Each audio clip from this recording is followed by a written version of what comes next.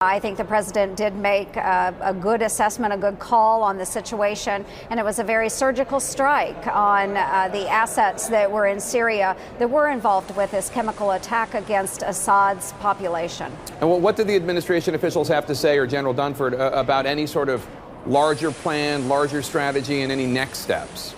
Well, of course, they will be game planning that in the days to come. They have already started that assessment.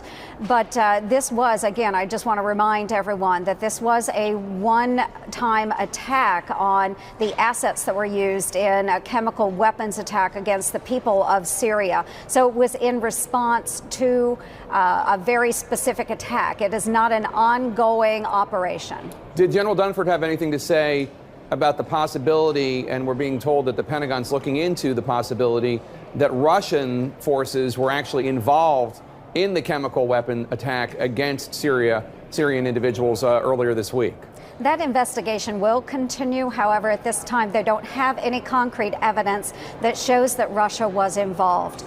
They have been complacent, I think, in a number of operations that have gone on in Syria, but there is no evidence to say that they worked with Syria on this specific attack. President Trump said the other day that those images of beautiful little babies suffering after the chemical weapons attack changed his calculus on Syria and on Assad.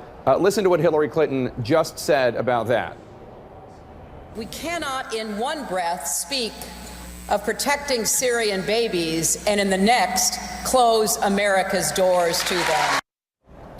Do you think that President Trump should also change his position on allowing Syrian refugee babies, children, and their mothers perhaps, into the United States?